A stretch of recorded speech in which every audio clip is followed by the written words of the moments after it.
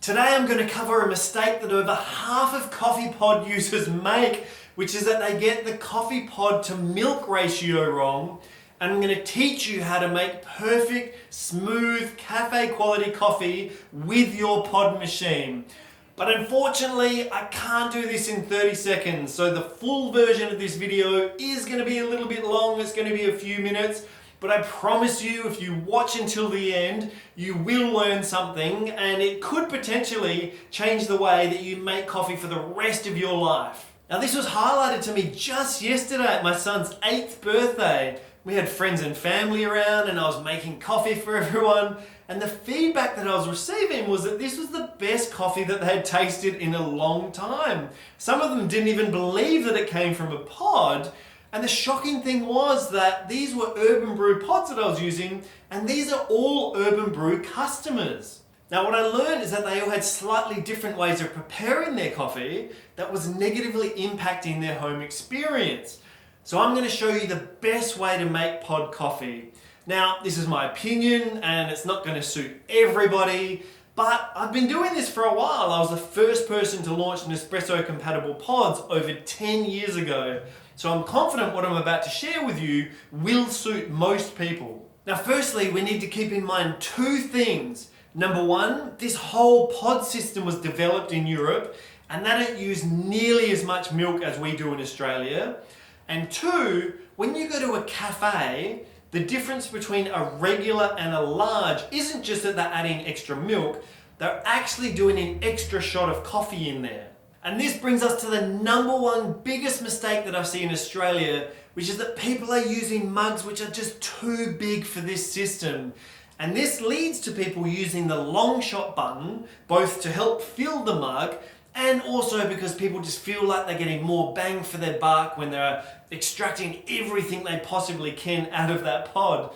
But what people don't realize is that all the wonderful oils and all the best elements of that coffee are actually being extracted in the first 40 mils that come out, and then everything after that we're just pushing water through the pod, which is actually over extracting the pod and making the coffee taste more bitter.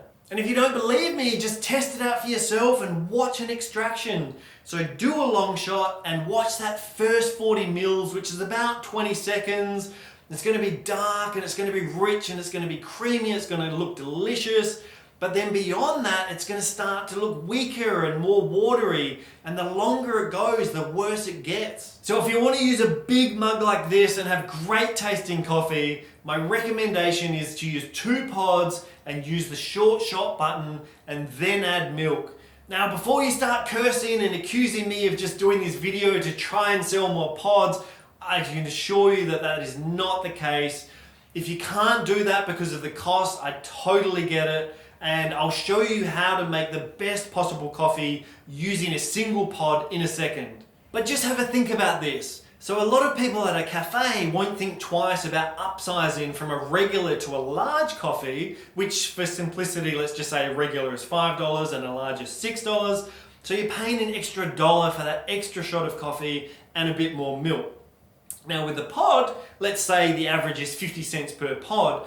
That extra shot is actually only costing you 50 cents versus $1 at a cafe.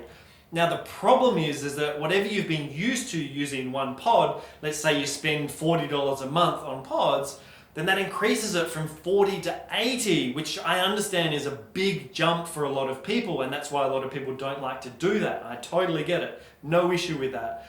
All I'm saying is that when you actually work it out on a per cup basis, it's actually still great value if you're using a large mug compared to a cafe.